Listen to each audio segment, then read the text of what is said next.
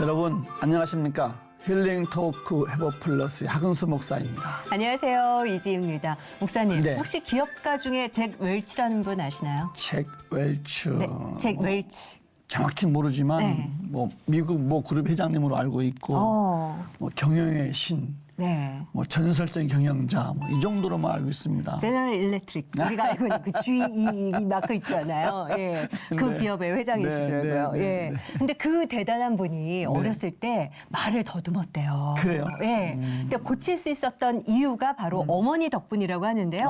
어머님이 늘 아들한테 이렇게 말씀하셨다고 합니다. 네가 말을 더듬는 이유는 네 생각이 너무 빨라서 그래. 야, 이래서 고쳤다고 그래요. 그 한마디가 포인트가 된 거지. 예, 그렇죠. 이게 어머니의 힘이거든요. 맞아요. 우리 한석봉 어머니 같이. 참 그 자존감을 회복시킨 거예요, 사실 그렇죠. 그게. 예. 참 어머니의 교육이 참 귀합니다. 네, 말의 힘이 그만큼 네. 클 텐데요. 오늘 모실 분은 말이 아니라 찬양으로 많은 분들에게 위로를 주셨던. 네. 근데 미모는 네. 그냥 멈추신 분 같은 예, 싱어송라이터이시기도 하시죠. 찬양사역자 김수진님 모시고 이야기 나누겠습니다. 어서 오십시오. 어서 오세요. 안녕하세요. 반갑습니다. 한국 CCM계 부르의 대표곡 이 시간 너의 맘속에 오리지널 주인 찬양 사역자 김수지. 태어날 때부터 우여곡절이 많았고 그로 인해 아버지를 전도하는 귀한 쓰임을 받았다는데 찬양 사역을 잠깐 멈추고 미국으로 건너가 심리학을 공부하게 된 사연은 무엇일까? 더 넓은 지경으로 소명을 확장해 나가는 김수지의 사역과 간증 스토리를 함께 만나본다. 굉장히 설레요. 처음 뵙는 거나 이름은 들어봤는데 네. 오랜 기간 활동하신 거잖아요. 얼마나 하신 거예요? 그렇죠. 제가 1집이 나온 게 1995년도거든요. 95년, 30년 됐네요. 거의 30년이 아기 때부터 하신 거죠? 기어다닐 때. 태어나자마자. 정말 그렇게 오래 하신 거예요? 야, 어머. 지금 외모만 봐도 저분이 30년 전에 데뷔를 그러게. 하셨으면 뭐 어떻게 계산이 안 되거든요. 사실 그렇지는 않습니다. 가까이 오시면 안 돼요. 이게 가까이 있는 건데. 아니 목소리도 너무 예쁜 미성의 목소리를 갖고 계시고 어떤 계기로 이분은 아기였을 때부터 데뷔를 했을까 궁금하거든요. 어떻게 데뷔하셨어요? 저는 모태신앙이고요. 어려서부터 노래하는 거 너무 좋아하고 찬양하는 거 너무 좋아하고 네. 그리고 어려서 엄마 아빠에게 처음 배웠던 노래가 그 예수 이름으로거든요. 그럴 정도로 교회 안에서 생활하고 찬양이 저에게 매우 가깝고 친숙한 그런 문화였어요. 네, 그래서 성가대 하고 예배하고 교회에서 놀고 그렇게 자랐는데요. 예쁜 교회 언니셨군요. 네, 쭉. 맞아요. 예쁜 교회 동생이기도 했고요. 그런데 어느 날 문득 예수님을 인격적으로 만나게 된 순간이 있었어요. 고등학교 2학년 수련회 때요. 그러고 나서 제가 완전히 변화됨을 경험하고 그리고 나는 정말 하나님을 위해서 사는 사람, 하나님의 일을 하는 사람이 되고 싶은데 그게 뭘까라는 고민을 하게 됐죠. 네. 근데 그때는 사실 찬양 사역자라는 개념을 잘 몰랐었기 때문에 그냥 신학을 하고 싶었어요. 그러면 내가 선교사가 되던 네. 목회자가 되던 뭔가 하나님을 위한 사람이 되어야겠다라는 헌신을 생각을 결심하신 네, 거네요. 맞아요. 근데 저희 부모님이 매우 반대하셨어요. 왜냐하면 저희 부모님 두 분 다 정말 독실한 크리스찬이시지만 아들이 목회자의 길을 걷는 건 너무 좋은데 딸은 안 딸이. 된다는 거예요. 고생한다고. 그래서 부모님이 반대를 하셔서 그럼 나는 어떻게 해야 되지? 네. 라고 기도하던 중에 우연히 악보를 발견하게 됐는데요. 그게 뭐 주찬양 선교단, 네. 뭐 옹기장이 이렇게 한참 활동하시던 분들의 악보였어요. 그 전까지 내가 음원을 들어본 적은 없었거든요. 네. 그래서 이렇게 음악을 가지고 하나님을 섬기고 하나님을 위해 일하는 사람들이 있구나라는 걸 알게 되고 저도 이제 음악을 공부하게 된 거죠. 그러면 전공을 음악을 하시는 네, 거예요? 저는 성악을 전공했고요. 그리고 곡은 사실 어려서부터 늘 썼었거든요. 네. 그래서 이제 찬양을 쓰고 본격적으로 작곡을 하면서 이제 찬양 사역을 시작하게 됐습니다. 그럼 찬양사역 데뷔는 어떻게 하셨어요? 데뷔는 소리엘 3집에 제가 작사 작곡한 곡이 3곡이 수록이 됐거든요. 근데 그 중에 한 곡을 제가 불렀어요. 어떤 곡? 들어보겠니란 곡인데요. 네, 예. 그러면서 이제 본격적으로 활동을 하게 됐죠. 상도 많이 받으셨더라고요. 그러니까. 예. 아니 그 유명했던 분들 기억하고 있거든. 오늘 처음 뵈서 그렇지. 네. 아마 들으시면 이찬영이 이분 거였구나 아실 거예요, 많은 분들이. 뭐 예. 목회자나 뭐 선교사나 찬양사역자나 사역은 사역이니까 다양한 틀린 거지. 예. 어쨌든 귀한 일을 하신 지금 30년 됐잖아요. 95년에 데뷔했으니까. 벌써. 이야 오랜 기간 얼마나 사랑도 많이 받으셨을까. 네. 사랑도 받으셨겠지만 반면에 또 뭐 어려움도 또 많이 있었을 거예요, 그죠? 그럼요. 일단 제가 그때는 참 기운이 없었어요. 체력적으로. 네. 병 물 뚜껑을 잘 못 닫거든요. 어머나. 아이고. 여리여리한 여학생. 그때는 예. 그땐 그랬어요. 이렇게 삐쩍 말라가지고 예. 그랬는데 이제 막 집회가 바쁘고 힘들 때는 한 달에 막 30번, 40번 이렇게 네. 많단 말이죠. 네. 그러면은 그 스케줄을 체력적으로 감당하기도 너무 힘들지만 또 사람들을 만나는 일이잖아요. 그렇죠. 그 안에서 크고 작은 어려움들이 있단 말이죠. 그렇지. 그런 것도 많이 어려웠고 하지만 감사한 건 그런 어려움에도 불구하고 이렇게 예배의 전에 서서 찬양을 네. 하면 에너지가 이렇게 충전이 어렵다가도. 되는데 네. 그런 경험들을 하죠. 그래서 그 힘으로 잘 해 나온 것 그 같습니다. 좀 구체적으로 뭐 이렇게 힘들고 어려웠던 거 뭐 아프지만 뭐 기억나는 거 없어요? 예를 들면 그 당시에는 저희가 마스크를 쓰는 문화가 지금 같지 않았잖아요. 그렇죠. 그러니까 그렇게 감기에 잘 걸렸어요. 네. 그냥 감기를 달고 산 것 같아요. 아이고. 체력이 워낙 네. 약하셨구나. 그런데도 예. 감기가 걸렸다고 이렇게 약속되어진 행사를 안 갈 수는 펑크낼 수 없죠. 없잖아요. 예. 그러면 가서 막 아프다가도 약 먹고 찬양하고 내려오고 또 이동하고 이랬던 기억들이 있어요. 네. 대학생 때부터 그렇게 찬양 사역을 시작하셨으면 찬양 사역자 분들 가운데서 그 당시에 거의 최연소 아니셨어요? 맞아요. 예. 그리고 나이도 어린데다가 여성 솔로 사역자도 어. 많지 않았었고 또 직접 다 곡을 곡을 쓰는 쓰고. 네, 예. 그런 사역자들도 많지 않을 때여서 아. 그때 좀 선배 사역자들 분께서는 네. 다소 우려하시는 분들도 계셨죠. 너무 어리지 않나. 네, 그런 예. 말씀을 지금도 어려 하셨죠. 보이는데 뭐 그때 얼마나 어렸겠어. 그때는 완전 애기였죠, 애기. 땡이. 야, 네. 근데 뭐 목소리가 워낙 하나님이 보석 같은 목소리를 주신 것 같아요.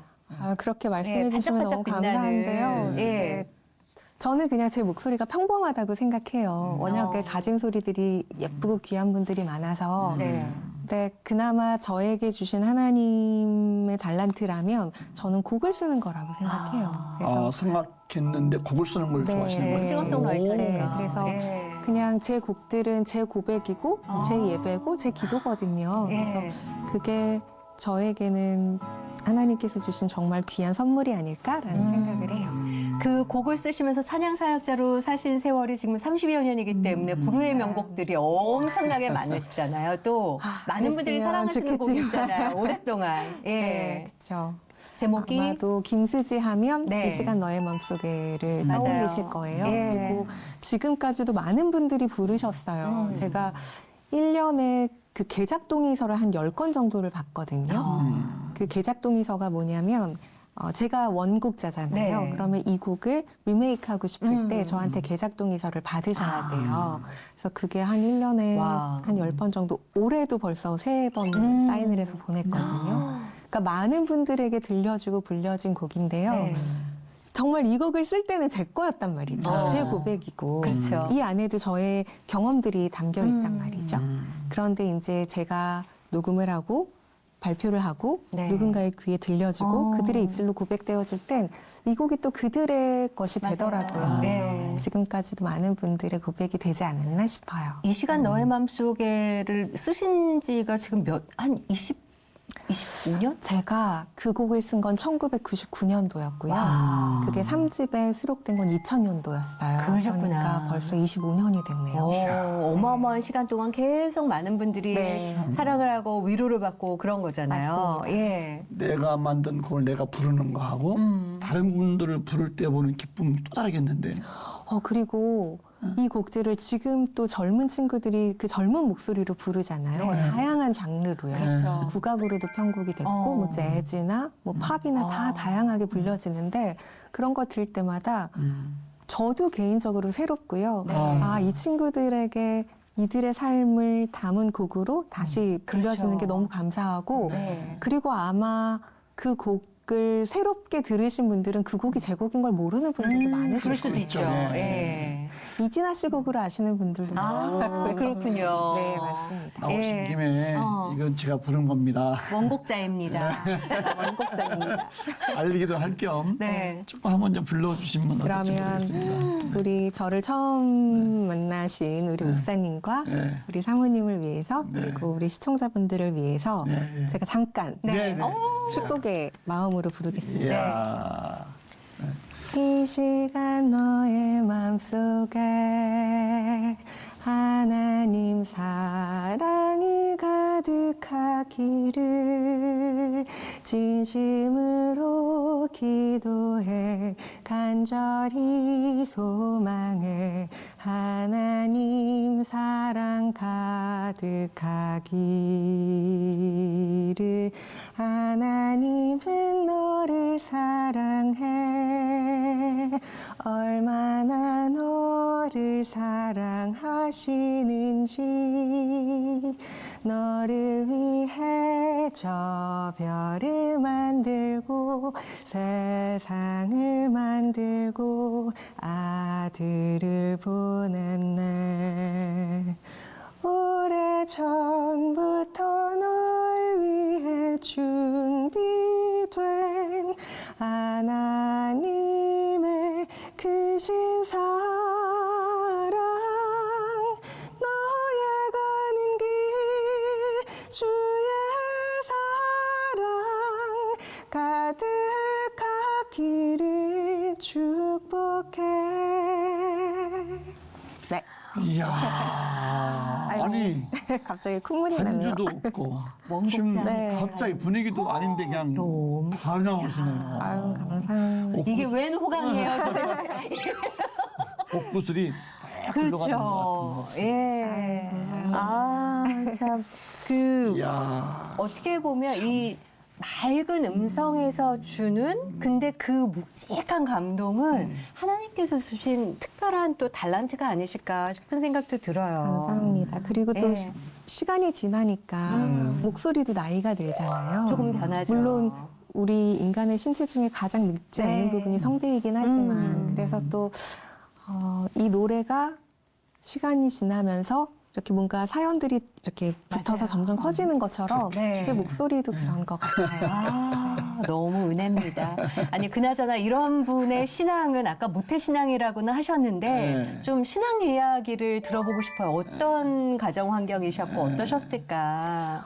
저는 저희 외할아버지도 장로님이셨고 이제 몇 년 전에 네. 돌아가시긴 하셨는데요. 네. 그리고 아주 오랫동안 교회에서 헌신하셨던 분이셨거든요. 그러니까 저희 엄마도 당연히 네. 모태신앙이고 오. 그리고 기독교 집안에서 자라신 분이셨어요. 네.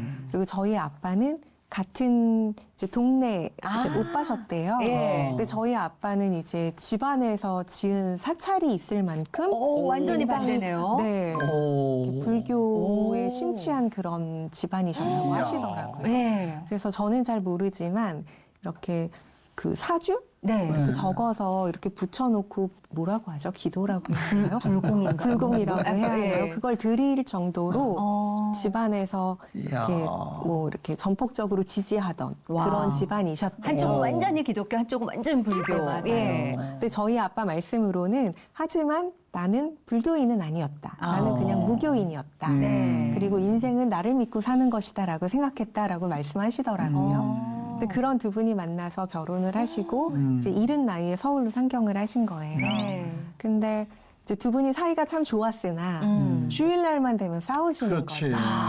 그렇죠. 근데 뭐 아빠가 엄마가 교회 가는 거를 싫어하시거나 그런 건 아니었는데요. 네. 같이 가자고 하는 게 싫으셨던 거죠. 근데 엄마는 같이 가서 예배드리고 그렇죠. 싶어요. 예. 그래서 주일마다 싸우셨대요. 어. 그러다가 이제 제가 첫 아이가 생기고 네. 그리고 이제 제가 이제 나올 달이 되어 가는데 그때는 두 분이 너무 가난하셨대요. 이제 의지할 곳도 없고 두 네. 분만 서울에 고향이 또 계시잖아요. 아니니까. 네. 네. 그래서 엄마가 병원에 갈 엄두가 안 나서 그냥 그 지역에 있는 산파 할머니 네. 조산원 네. 찾아가서 네. 할머니 나 배 아프면 여기 올 거니까 우리 네. 애기 받아달라고 하셨대요. 아. 그런데 10달이 돼도 진통이 없는 거예요. 오, 나올 때가 됐는데. 네. 그리고 11달이 돼도 뭐 딱히 소식이 없는 거예요. 보통 첫째 늦게 난다 해도 한 2, 3주 네, 맞아요. 지나면 또 났는데 소식이 네, 없으셨대요. 맞아요. 그러니까 할머니가 어. 이제 와서 너 그러다 큰일 날 것 같다. 병원 가봐라. 네. 또 엄마는 아니라고 나 그냥 기도하면서 어. 기다리겠다. 네. 그러신 거죠. 그래서 12달이 되니까 그제서 아이고. 한 통이 오셨대요. 12달까지. 지금 두 분은 12달 만에 태어난 사람을 보고. 아이고. 와. 네. 오. 어떻게 한 경상도로 통이 와서 나왔어요, 근데? 네. 오. 그래서 가서 이틀을 산통을 하셨는데도 네. 아기가 안 나오는 어머. 거예요. 그러니까 할머니가 너 엄청 이러다 진짜 고생하셨네. 죽는다고. 예. 그래서 아무래도 안 되겠다 싶어서 저희 아빠한테 전화를 하신 거예요. 그때는 와이프가 그렇게 아이를 낳으려고 해도 이렇게 일하러 가셨어야 됐는데 옛날에. 그렇죠. 네. 예. 그래서 근무하고 계시는데 전화 받고 오신 거예요. 어. 그러니까 아빠가 보기에 저희 엄마가 정말 죽을 것 같았대요. 아. 얼굴에 핏기가 하나도 없고 그렇죠. 48시간 진통하고 네. 계시면은 그리고 이렇게 예. 눈이 이렇게 검은 자위가 이렇게 획가닥 돌아가더래요. 아. 그래서 너무 무서워서 양반다리하고 앉아서 엄마 머리를 무릎에다 이렇게 누이고 네. 바라보는데 엄마 말씀으로는 네. 그때 기억이 음. 뭐가 뜨거운 게 얼굴에 뚝뚝 떨어지더래요. 그래서 음. 눈을 뜨고 이렇게 보니까 저희 아빠가 눈이 크시거든요. 네. 닭똥 같은 눈물을 뚝뚝 떨어뜨리고 오. 계시면서 뭐라고 중얼중얼 거리시더래요. 네. 그래서 나중에 물어보셨대요. 근데 도대체 뭐라고 그렇게 중얼거렸어? 그랬더니 아빠 말씀으로는 야 내가 태어나서 처음으로 기도를 한 걸 해봤다. 네가 죽을 것 같아가지고 하나님 제가 잘 모르지만 저희 아내만 살려주시면 네. 제가 죽을 때까지 의리를 지키겠습니다. 그리고 기도를 하셨는데 어. 그때 저희 엄마 말씀으로는 정말 힘도 안 주고 그냥 있었는데 아기가 이렇게 쑥 나왔다는 거예요. 아빠의 기도가 네, 끝나자마자. 그래서 제가 태어났어요. 와. 태어났는데 아까 목사님 말씀하셨던 것처럼 아기가 숨을 안 쉬더래요. 어머. 아무리 씻겨도. 그리고 2달 동안 배 안에 있었던 거잖아요. 그렇죠. 더 있었던 네, 거죠. 그러니까 되게 엄청 마르고 길쭉하고 머리가 이렇게 덥수룩하게 자라고 어머. 그리고 배 안에서 태변을 봐가지고 이렇게 똥똥 그런다고 하잖아요. 맞아요. 요즘 그러면 되게 위험한 상황이에요, 사실. 네, 그래서 온몸이 시커멓고 뭐 냄새도 이를 말할 수 없고 그런 아이가 태어난 거예요. 그래서 할머니가 아무리 씻겨도 애가 안 우니까 얘 죽었다고 이렇게 돌돌돌 말아서 이렇게 밀어놓으셨는데 엄마가 다시 가져다가 데려다가 씻기고 이렇게 입이랑 코랑 이렇게 한꺼번에 해서 계속 빨고 네. 할머니 한 번만 빨아달라고 이렇게 해서 하다 보니까 이 깊이 있던 게 뽕 나온 거죠. 그래서 그제서야 울었대요. 와. 제가 그렇게 태어났습니다. 참. 아니, 그나저나 그 아버지의 기도, 네. 위에가 의리를 지키겠다고. 평생. 무슨 무슨 기도했다고 그래요, 그 기도가? 그러니까 아빠는 어떻게 기도하는지 모르시잖아요. 그러니까 그냥 아빠는 자기 주먹을 믿고 사는 사람이었잖아요. 네네네. 그러니까 아빠에게는 의리가 제일 중요한 그렇죠. 사람이었던 거죠. 그러니까 하나님과의 의리를 평생 지키겠다는 기도를 아내가 하셨던 거예요. 하나님과의. 네, 야. 평생 하나님을 살려만 섬기겠다. 주시면 네. 예. 그러면은 그 의리를 어떤 방법으로 지키셨어요, 아버님이? 그때부터 지금까지 너무 열심히 신앙생활 교회를 같이 하시고요. 다니시고. 그 이후로. 네. 오. 계속 성가대 하시고 저희 아빠가 노래를 잘하세요. 물려받으신 게 젊은 있으시죠? 젊었을 물려받았네. 적에 잠깐 가수 생활을 하셨대요. 그러셨어요? 네, 그래서 저희 집에 아빠 목소리가 담긴 LP판도 있는데 어머. 비 내리는 영등 찾아봐야 되겠네. 성함이 아버님 성함이. 그때는 김윤이란 이름으로 오. 활동을 하셨대요. 네. 그래서 잠깐 하셨는데 이제 본인 성격이랑 안 맞으셔서 하셨다고 하셨는데 돌이켜 보면 그것도 하나님의 은혜라고 하시더라고요. 야, 그래서 그 그렇죠. 좋은 야. 음성으로 열심히 찬양하시고 어머. 지금 살아 계세요, 아버님? 네, 지금도 하얀 머리로 네. 성가대 하셨는데 이제 코로나 기간에 성가대가 없어졌어요. 어. 네. 그래서 지금 찬양당하고 계세요. 아빠한테 고맙다고. 저희 아빠 카메라 너무 보고. 감사하죠. 아빠 감사합니다. 저 그래서 아빠랑도 같이 노래 불렀어요. 그랬어요? 네, 제 그러셨구나. 입집에 아빠의 노래란 곡도 한번 이야, 들려주시죠. 이게 와. 보니까 태어날 때부터 전도하신 거네. 네, 저희 아빠의 그 아버지. 마실 수 없는 쓴물과 같은 삶이 네. 하나님께서 저를 던지셔서 아. 강물로 변한. 이야. 12달 동안 지켜주시고 네. 아빠를 돌아오게 하고 네. 예, 네, 세상을 보게 하셨네요. 날 때부터 사역자가 됐네. 진짜 전도부터 하고 예. 태어나셨어요. 큰 사람이네요. 맞습니다.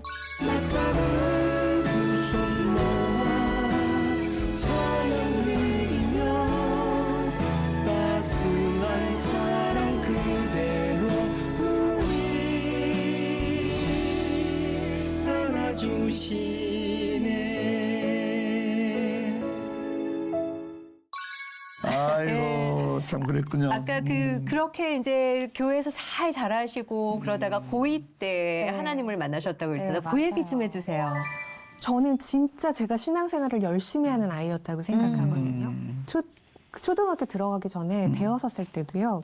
눈이 너무 많이 오고 너무 추워도 엄마가 그래서 오늘은 교회 가지 말아라 해도 꼭 교회를 갔었어요. 그래서 그런 경험도 있어요. 가다가 너무 많이 넘어져서 손이 얼어가지고요. 어머. 이 상태로 움직이지 않은 적이 있어요. 그냥 이 아이고. 상태로 그냥 얼었어요. 그래서 얼었는데도 간 네, 거잖아요. 교회 가서 선생님이 아무리 주무르고 부를 때도 이게 안 움직이는 어머. 그런데도 교회 가는 게 너무 좋았던 거죠. 네. 그렇게 하나님을 사랑한다고 생각했는데 고2 때 수련회 가서 기도하고 방언의 은사를 받고 하나님을 만나고 소위 성령의 불을 받는다고 하잖아요. 네네네. 그 경험을 하고 났더니 내가 이제까지 신앙생활을 했지만 내 안에 살아계신 하나님을 인격적으로 만난 경험이 없었구나를 깨닫게 된 거예요. 성령의 불을 받고 나서 네. 알게 되는 거죠. 네. 그래서 그 이후부터는 믿음이라는 건 내가 어떻게 살 것인가에 대한 결정이고 고백이고 그리고 내가 그거를 결심하는 선택의 문제구나라는 걸 깨닫게 됐어요. 그래서 그래 나는 이제 예수님처럼 살고 네. 예수님을 닮아가는 삶을 살아야겠다라는 걸 알게 된 것 같아요. 야. 그러면서 이제 하나님께 더 헌신하는 삶이 되고 싶다는 소망을 갖게 된 거죠. 네. 그때는 사역자가 되고 싶었고. 네, 맞습니다. 그래서 찬양 사역자의 길에 들어선 거잖아요, 그죠? 네. 네. 그럼 대학생 때부터 활동했다고 봐야 되는 건가 그러면은? 네, 그러니까 그때는 이제 곡을 쓰긴 했는데요. 네. 제가 구체적으로 어떻게 활동을 해야 될지는 잘 모르고 네네. 그래서 일단 음악을 공부해야겠다 해서 성악을 공부하기 시작한 네. 거예요. 근데 이제 대학에 가서 곡을 계속 쓰고 친구들에게 이제 들려주고 같이 부르고 이렇게 하다가 이제 소개를 받게 되고 네. 그래서 소리의 음반에 제 곡이 실리게 된 거죠. 네. 그렇게 이제 막 활동할 쯤에 또 사역하시다가 또 허는 미국으로 또 가셨어요. 그러니까요. 네, 맞아요. 어떻게 된 거예요, 그건 또? 제가 5집까지 발매를 하고 네. 2006년도 12월까지 사역을 했어요. 거의 한 12년 사역했거든요. 그러고 나서 그 즈음에 어떤 마음을 주셨냐면 이제 내가 사역을 잠시 내려놔야 될 때인가? 라는 여러 가지 사인을 주셨어요. 제가 사역을 시작하면서도 하나님 제가 사역을 하게 된 것도 하나님께서 정말 자연스럽게 물길이 네. 트이듯이 이렇게 안내를 하시고 인도하셨거든요. 네. 그래서 만약에 제가 내려놔야 할 때가 된다면 내 욕심 상관없이 그냥 내려놓을 수 있는 용기를 달라고 기도했었거든요. 진짜 그건 용기예요. 네. 그렇죠. 근데 딱 그때였어요. 어. 남편이랑 같이 이야기하고 지금이 때인 것 같아. 네. 그럼 결혼한 이후에 가신 네. 거네요. 네, 맞아요. 그래서 그래 그런 것 같아. 네. 그래서 내려놓고 이제 2년 뒤에 이제 미국으로 유학을 간 거죠. 근데 나 혼자만 하더라도 사역을 다 내려놓고 미국을 가기로 하는 그 결정이 쉽진 않은데 네. 남편도 같은 결정을 하고 같이 가신 거네요. 남편은 사실 저 결혼하자마자 미국으로 유학을 갔었어요. 그래서 저도 한국에서 사역이 있기 때문에 계속 네. 왔다 갔다 하면서 생활을 그러셨구나. 했거든요. 그리고 네. 남편은 이제 사업 때문에 완전히 한국에 들어와서 사업을 하고 있는 때였어요. 근데 이제 제가 이제 사역을 내려놓는 거에 대해서 남편이 함께 기도하고 네. 그 부분에 대해서 이제 합의를 받고 그리고 2년 뒤에 제가 공부하고 싶었던 심리학을 공부하고 싶다고 했을 때 네. 남편이 먼저 그럼 미국 가서 공부하는 게 어떻겠냐라는 얘기를 해줬죠. 어. 저는 사실 뭐 미국에 가서까지 공부를 라는 네. 생각을 했었는데 남편이 너 지금 아니면 공부 못할 거야. 멋있다. 고마운 남편이. 예. 네, 그래서 이제 제가 유학을 가고 남편이 또 왔다 갔다 하게 된 거죠. 야, 멋진 부부다.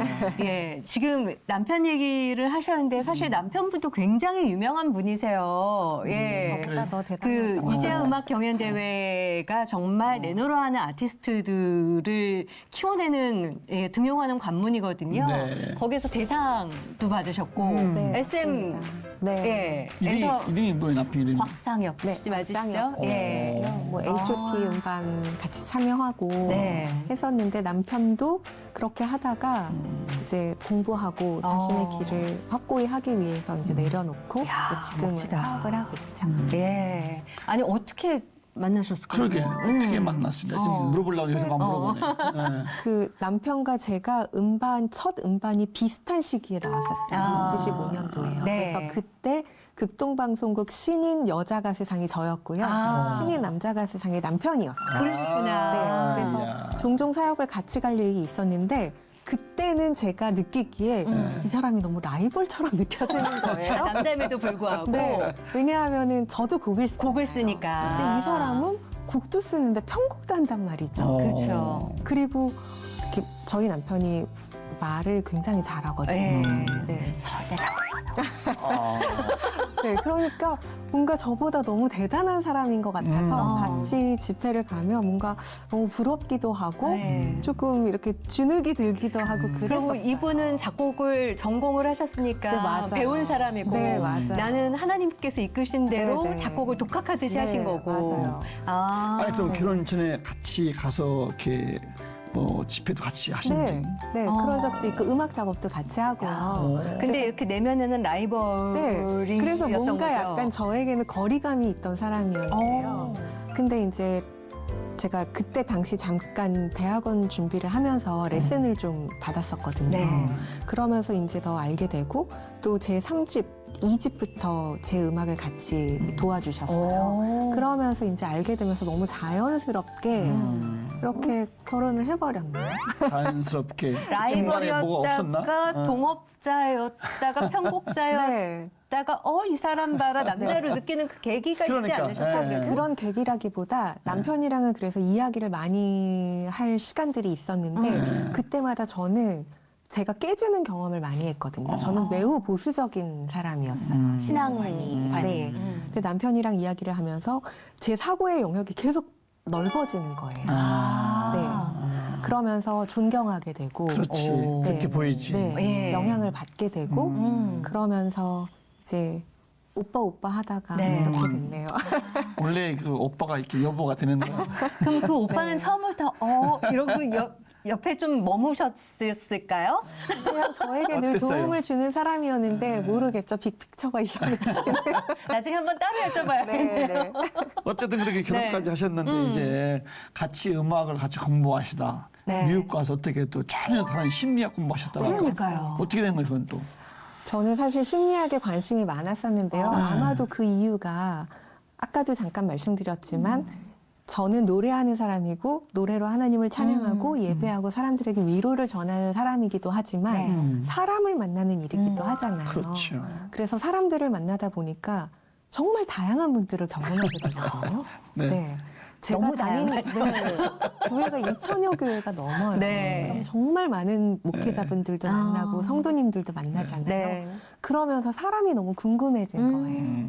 하나님은 저 사람들을 어떤 마음으로 사랑하실까? 네. 인간은 도대체 어떤 존재일까에 대한 호기심이 생기고 네. 더 알고 싶다는 욕심이 생겨서 심리학을 공부하게 됐어요. 이야. 야, 공부해 보시니까 참나. 어떠셨어요? 일단 심리학을 공부하는 동안은 너무너무 재밌었고요. 네, 이게 학부를 다시 들어간 거잖아요. 네. 그러면 두루두루 다 배우잖아요. 미국이면 영어로 공부하셨을 거 아니에요? 너무 힘들어요. 근데 재밌었어요? 너무 힘들었는데? 재밌지만 너무 고통스럽고 네. 그러면서 너무 즐겁고 정말 그런 시간이었어요. 정말 제 인생에서 그렇게 열심히 살아본 적이 있을까라는 생각이 힘들지만 재미있다. 네, 최선을 다했습니다.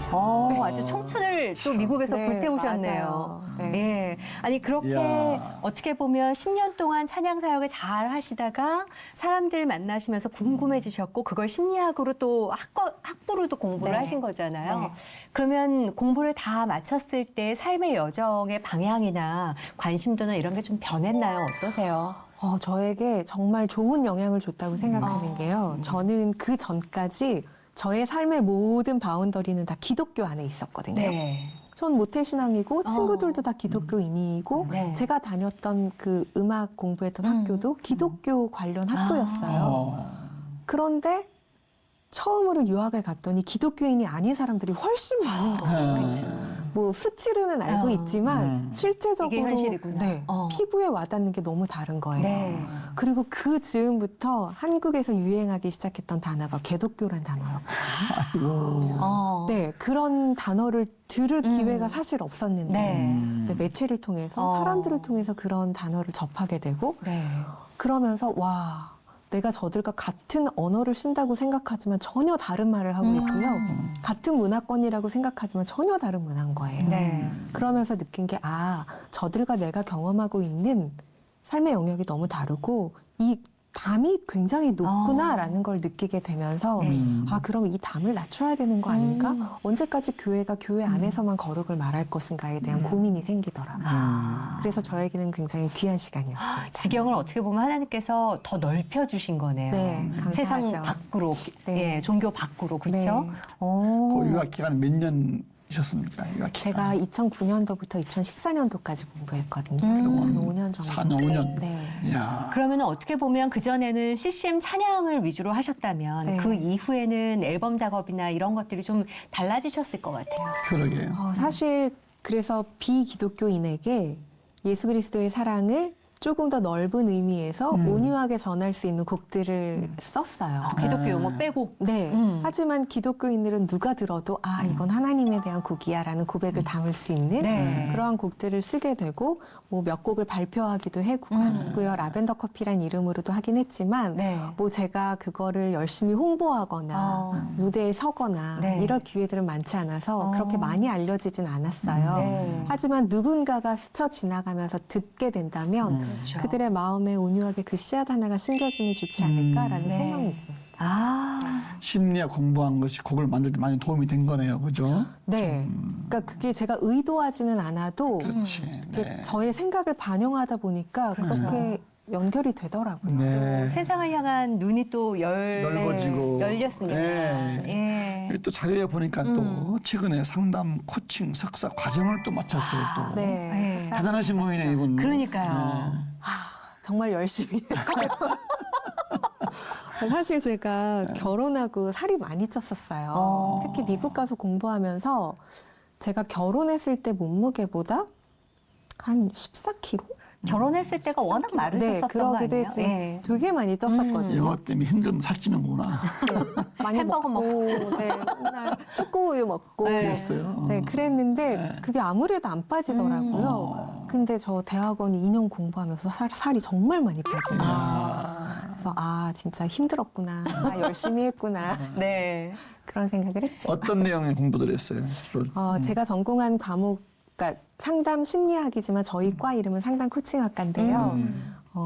저는 사실 심리학을 미국에서 공부하면서 그냥 호기심 때문에 한 거잖아요. 뭐 미래에 대해서 이걸 가지고 어떻게 해보겠다 그렇죠. 이런 마음은 없었거든요. 네. 그냥 정말 학문적인 호기심이었어요. 그러고 와서 다시 이제 사역을 시작하게 됐고요. 네. 근데 어느 날 문득 하나님께서 날 꽁으로 공부시킨 게 아닌가 보다라는 생각이 드는 거예요. 약간 그런 사인이 스물스물 올 때가 있죠. 예. 왜냐하면 이제 제가 나이가 들었잖아요. 그러니까 저의 음악을 듣고 자라신 분들이 이제 청장년이 되신 그렇죠. 거예요. 예. 그리고 제가 심리학을 공부했잖아요. 네. 그러니까 마치 제가 뭔가 상담을 잘할 것 같은 느낌이 이제 드시나 봐요. 그리고 온유해 보여서 왠지 말하면 잘 들어줄 것 같은 그런 믿음이 있어요, 우리한테는. 그렇죠. 그래서 종종 저에게 상담을 네. 이렇게 부탁하시는 분들이 계셨단 말이죠. 근데 그런 상담을 응하고 상담을 하면서 이거는 나의 능력으로는 할 수 없는 일이라는 생각이 자꾸 드는 거예요. 네. 그래서 내가 다시 공부를 해야겠다. 제대로. 본격적으로 상담을 공부하고 그래서 정말 나의 사역의 지경을 넓히는 의미에서 내가 음악으로도 노래로도 위로를 전하지만 정말 그들에게 필요한 때에 필요한 만남을 통해서 위로를 전하고 네. 하나님의 마음을 전달해야 되는 게 아닐까라는 생각과 고민들이 생기기 시작한 거예요. 그래서 기도를 하면서 정말 확실한 응답을 받았어요. 네. 저는 이렇게 오러블 보이스라고 하잖아요. 귀로 들리는 음성을 들어본 적은 없거든요. 근데 그때는 정말 천둥 같은 소리를 들었어요. 뭐 하다가 그런 천둥 소리를 들으셨어요? 제가 그때도 어떤 방송을 위한 일이 있어서 네. 가서 미리 준비하고 예배당에서 기도를 하고 있었거든요. 그래서 방송 진행 전이었기 때문에 조명이 다 꺼진 상태였어요. 네. 근데 계속 하나님 제가 공부하는 게 맞을까요? 나 너무 나이 들었고 이러다가 환갑이겠어요. 그러면서 기도하면서 이게 정말 맞는 걸까요? 제 욕심이 아닐까요? 그래서 네. 기도를 하고 있는데 네. Why not? 하는 소리가 너무 크게 들리는 거예요. 야. 그래서 순간적으로 이명이 이렇게 뺑 도는 것처럼 그래서 와 하나님 저 이거 응답으로 받겠습니다. 그러고 나서 이제 원서 쓰고 준비하고 그렇게 근데 되게 순종적이시다. 보통 그렇게 한 번 들어도 맞나 해서 보통 이렇게 자꾸 두들기는 분들도 많잖아요. 근데 네. 그냥 강력하게 딱 네, 받아들이셨군요. 왜냐하면 그때는 계속 기도하고 있었고 그래서 그러면 응답으로 알겠습니다. 그리고 학교를 알아보기 시작했는데 네. 제가 전혀 예측치 않고 예상치 못했던 학교가 팡 뜨는 거예요. 그 전까지 정말 몰랐거든요. 네. 그래서 그럼 저 여기 갑니다. 갑니다. 네, 그리고 원서를 지원했죠. 그 원서를 이제 지원하시면서 남편한테도 상의를 하셨을 거 아니에요? 네, 했어요. 반응이 어떠셨어요? 처음에는 남편은 야 나도 너무 바쁜데 너까지 바빠지면 우리 언제 놀아?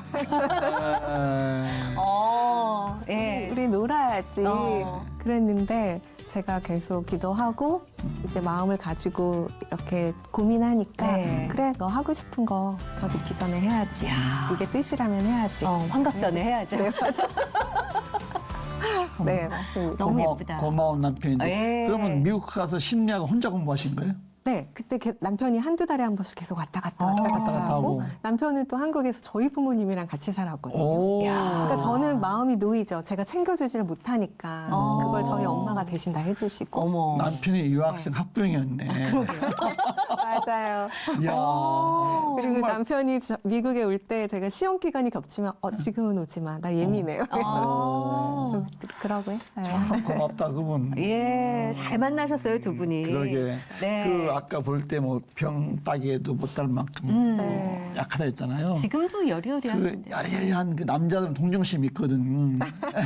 그래서 혹시 뭐 더 좋아하신 거 아닌가 모르겠다. 근데 요즘 근데 그분도 여리여리하셨어요. 네. 저희 남편도 여리여리한데 네.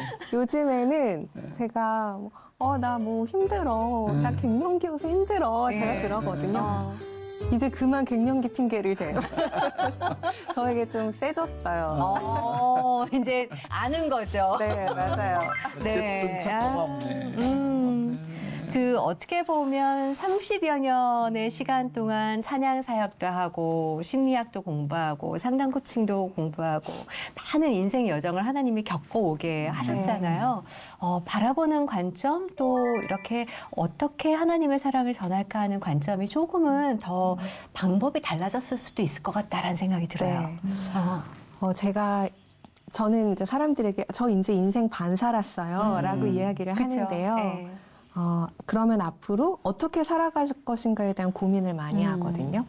사실 지금까지는 지금 내 앞에 주어진 일을 어떻게 헤쳐나갈 것인가에 대한 고민이 많았다면 네. 지금은 앞으로 남은 50년, 저희가 100살이라고 친다면 앞으로 남은 50년을 어떻게 살아갈 것인가에 대해서 고민 많이 하게 되고 또 제가 2년 공부하면서 감사했던 건 저에 대해서 돌아볼 수 있는 기회가 됐다는 거예요. 이제까지는 남들에게 어떻게 보여질 것인가? 네. 아니면 하나님께서 내게 주신 일을 어떻게 감당할 것인가에 대해서만 생각했지 내가 진짜 원하는 게 무엇인가에 대해서는 관심이 없었던 것 같아요. 예. 근데 이 상담이라는 게 결국엔 내 안에 있는 욕구를 들여다보고 그걸 건강하게 해소하는 부분이 굉장히 중요하다는 걸 배우게 되고 네. 그리고 상담에서 가장 중요한 게 공감인데요. 이 공감에 있어서 완벽한 교과서적인 분이 예수님이시거든요. 그래서 예수님께서 나의 인생에 공감해 주시는 그 부분에 대해서 더 집중하게 되고 네. 그렇다면 나는 나에게 어떻게 공감할 것이며 나아가서 이걸 어떻게 확장시킬 것인가에 대한 고민을 계속 하게 되거든요. 그래서 내가 예전에 예수님을 다시 한번 경험했던 고등학교 2학년 때 예수님께서 나에게 보이신 그 삶을 나도 따라가겠다라는 그 고백이 네. 다시 살아나는 거죠. 어. 나 정말 이제 앞으로 남은 나의 여정을 네. 정말 예수님 닮은 모습으로 살아가야겠다. 그 걸음을 예수님의 걸음과 맞추어 살아가야겠다라는 고민을 많이 하게 돼요. 네. 그래서 결국에 내가 믿음을 가지고 살아간다는 건 하나님의 법도 하나님의 나라가 지금 내 안에 임재했고 이 법을 내 안에 세우고 이 법대로 살아가는 거 아닐까? 네. 요즘에 이런 생각 많이 하거든요. 네. 삶을 바라보는 게 내가 죽음 이후에 천국을 바라보기도 하지만 지금 이 순간에도 나의 삶 가운데 천국이 있다라는 걸 네. 잊지 않는 것? 이렇게 좀 생각들이 계속 확장돼 나가는 거 아닌가 싶어요. 그 곡 작업도 계속 하고 예. 계시는 거죠? 네, 지금 예. 계속 쓰고 있고 가사부터 쓰세요? 어떻게 하세요? 저는 주로 가사를 먼저 씁니다. 어. 거의 한 95%는 가사를 먼저 쓰고요. 네. 그 다음에 곡을 붙이는데 그러다 보니까 이제 가사의 색깔도 조금씩 바뀌어 나가는 것 같아요. 아, 네. 예, 또 삶의 연륜도 있고 그동안 배운 것도 있고 네, 하니까. 맞습니다. 예. 우리가 시작은 찬양 사역자로 시작했는데 네. 이제 마무리하면서 신학자로 마무리하는 거예요. 상담 코치까지 그러니까요. 아주 깊은 예. 대화가 참 됐는데 참 힘들 때 찬양 한마디가 위로가 되잖아요. 맞아요. 너무 지금 우리 크죠. 사회가 많은 위로 격려가 필요한 때인데 앞으로 김수희 씨가 또 어떤 찬양으로 네. 어떠한 또 이런 위로의 말씀으로 위로가 될지 참 기대가 돼요. 네. 감사합니다. 예. 아쉽지만 보내드려야 되는데 뭐 기도 제목이나 뭐또 나의 어떤 발행 같은 거 있으면 좀 말씀해 주시죠. 이제 공부도 일단 마쳤고 네. 그리고 뭐 앞으로 어떻게 될지 모르겠지만요. 하지만 일단 제가 공부하면서도 틈틈이 써놨던 곡들이 꽤 많이 쌓여 있거든요. 네. 그래서 이제 조심스럽게 7집도 준비해 보는 게 어떨까라는 네. 고민을 하고 있어요. 기도하면서 계속 곡들을 써 나가고 있는데요. 앞으로 음악 작업을 하게 될 때 이 곡들이 그때까지는 제 거죠. 네, 제 고백을 가득가득 담고 싶고요. 이게 이제 발매가 되고 누군가에게 들려줬을 때 그들의 삶에 정말 짙은 향기랑 맞물려서 그들의 좋은 고백이 됐으면 네. 좋겠어요. 예. 그 부분에 대해서 기도해 주시면 감사하겠습니다.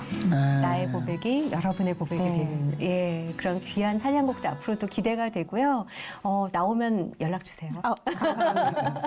네, 오늘 귀한 시간 감사합니다. 고맙습니다.